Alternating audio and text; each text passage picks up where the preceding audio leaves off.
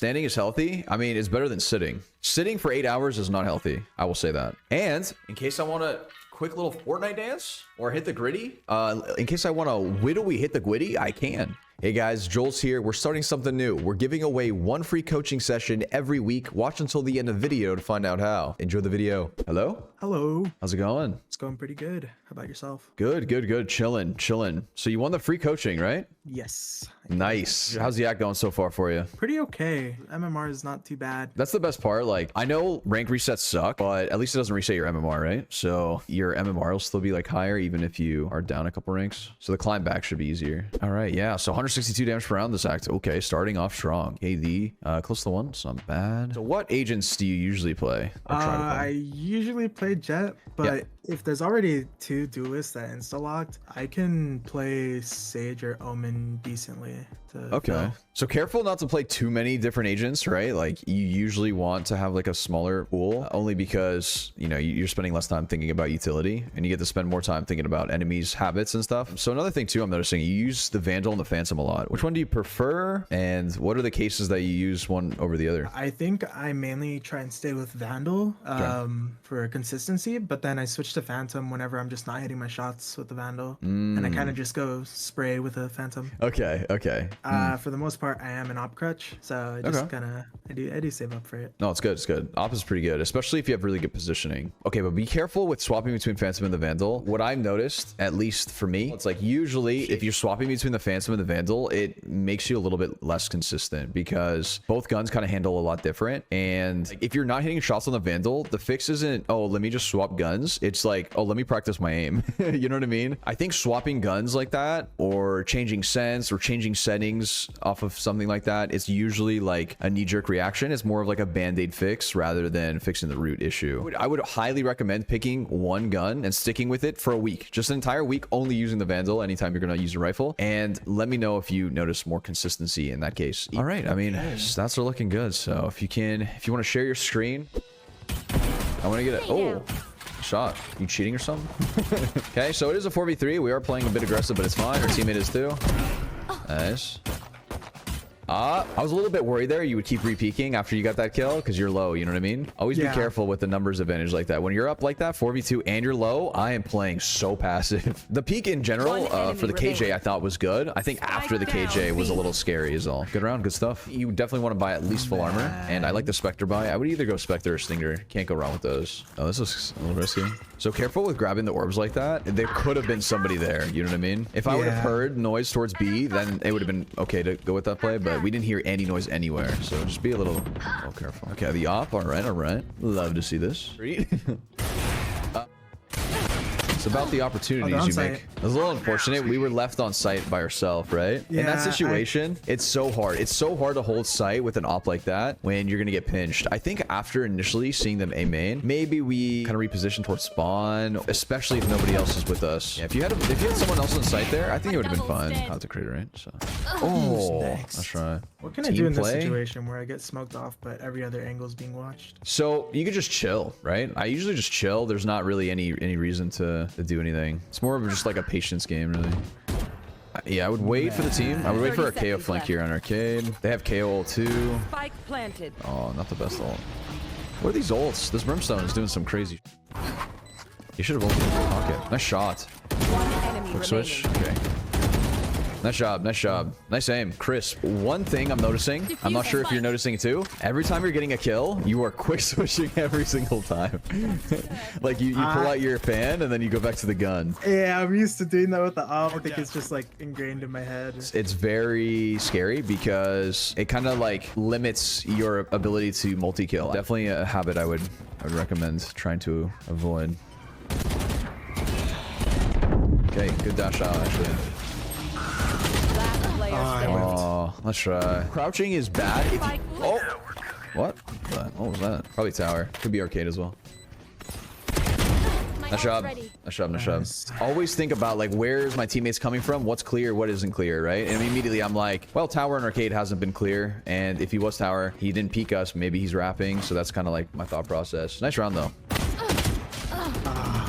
So I think there we did the same mistake where they were already basically out, right? When we saw the Reyna flashes, in my mind, I'm like, they're probably already out. We can't really pull that anymore. And then we kind of decided to push the smoke there by ourselves. I think we honestly got lucky that it was just Reyna. I think in an alternate universe, there's at least 2.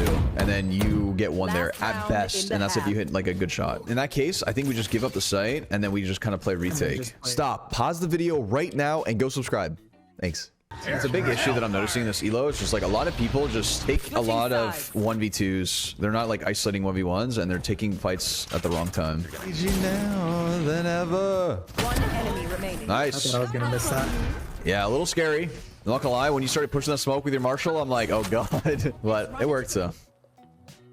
And I need you more tonight. Yeah, I would say our timing was a little off if we are going to kind of lurk like that. There's 2 options there when we are lurking. One, it's we just completely fall off after they know that we're there, and then we go back with our team and then go group up. Or we just go very late. So one thing I'm noticing with our peaks, sometimes we're like holding W close to angles. And usually you want to just only use your strafe keys, right? And then, yeah. And kind of back away from the angle as well. So I think there's a couple times where we're just kind of too close to the angle. Oh! Okay, so 3v1, we're taking a very aggressive angle. Okay, so 2 things this round. When we were pushing in a site, I don't know if you saw that, but you like reloaded as you were pushing in, right? I would never ever reload there. Even if I have 5 bullets left, on the other side of that neon wall, I'm holding those 5 bullets. And then another thing too, we were kind of taking like an aggressive fight there in spawn from main after it was like a 3v1. I'd probably play a little bit more passive. I wanna know what love is. Nice. Good entry. Good clears. All right, that was good. I do like that. Okay, listen. Anytime I whiff, I just tell myself, I'm the best, I'm the greatest. So next round, you're about to pop off. I want to hear you say it out loud. I'm the best, I'm the greatest. I'm the best, I'm the greatest. There you go. All right, let's see it. Oh. When do you usually use your knives? Like, even if you have like 4K, I would just buy full armor and use knives that round, right? Just to build up the economy. Nice shot. 4v2.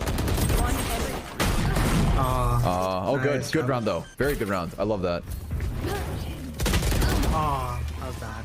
That was super risky. Last player standing. Really sticking too. Jeez. Yeah, that's crazy. Yeah, it's not playing for him though. Oh! Okay.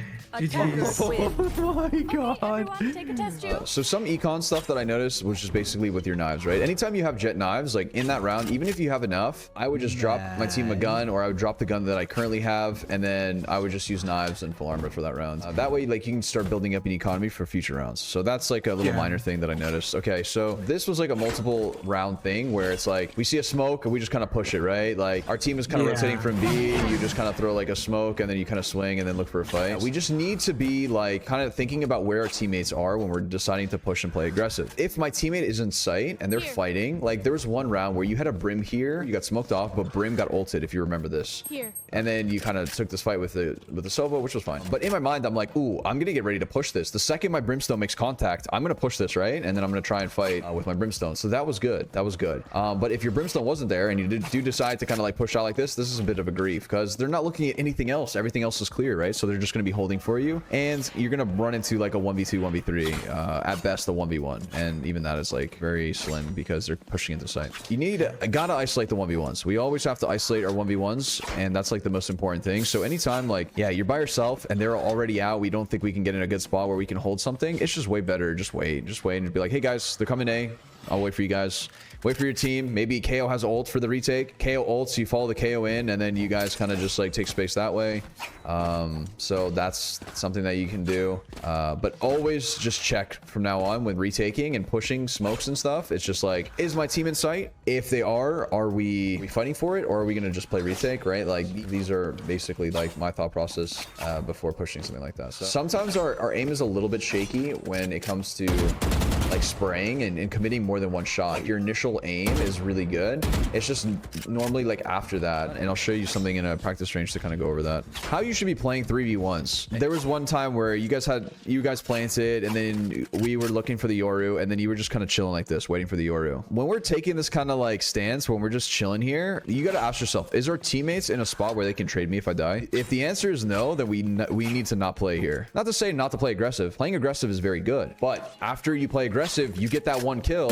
It's a 5v4. All right, maybe we chill. Maybe I play around numbers now. Or 5v3, someone else across the map got a kill. All right, now we're big chilling. We just play numbers and we win this round. So some inconsistencies with our gun control that I noticed. It's like our initial aim is really good, but it's like after we aim, I think our readjusting thing is not that good. It's usually like this, or it's like, you know, if we whiff, we just stay whiffing. You know what I mean? The best way of practicing that, it's going to be two things. One, it's going to be mainly our spray in general. We just want to make sure that we do have like a very good control over spray. Make sure that our bullets are very like clustered and tight, right? Like exactly like this. And I would just get close to the wall and literally spray like this until it looks decent, right? You don't want it to look like this.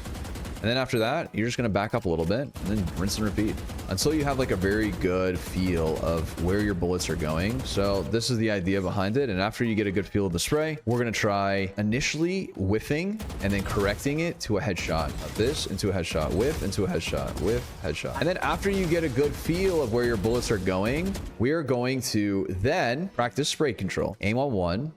And then you're going to transfer headshot, headshot. Then after you get the hang of this with two, you're going to do it with three. So it's going to be boom, boom, boom. Practicing all this is super, super important. Yeah, okay. Yeah. I'll definitely be practicing that way. I think that was most of it. I think that was most of what I noticed. Like transitioning this into a ranked game would just be like going into a deathmatch and then only practicing bursting and strafing like this. And then when you get into an actual game, hopefully that stuff kind of transfers over into actual ranked game. Yeah, I think this will help you out. I think this will help you out a ton. Any questions? Any questions? I just was wondering if you could help me with entering on Lotus. So with entering, it's just basically just trying to get as much info as possible. So it really depends. Like if this is smoked, which it should be smoked before you guys are starting to scale up, you can either like smoke like this and then just dash across and then try and play for the info. A site though, it's just like, I don't know, it's kind of messy. I think it would just be better to just like get a smoke for heaven if this isn't already smoked, and just running in like this, right? Just like clearing everything. If we're planning on going B, I'm gonna be like, hey, I can dash in and smoke. Let's just follow in my dash. So this way, like it gives your teammate a good little cue as to when we should be pushing in. Let's say you did communicate that and they're still not pushing in. I would smoke like this and I would dash in, get info. If they're not out, I am double smoking myself and I'm waiting in here until my teammates are out, right? Like don't be afraid to just double smoke yourself off. It's immediate pressure. This is like a map where rotations are so strong because you can get a lot of info and a lot of space on the map very easily. Any other questions? No, that was pretty much it. Okay. Good luck in your ranked games for playing any more today, and I hope you have a good rest of your day. Thank you very much. Yeah. Have a good one. See ya. Guys. Free coaching every week. Join the Discord in the description box below. If you want to try out other coaches, go to coaching.jollztv.com or click the link in the description below. They're all Radiant players. They're great people, and I personally vouch for them myself. Good luck climbing.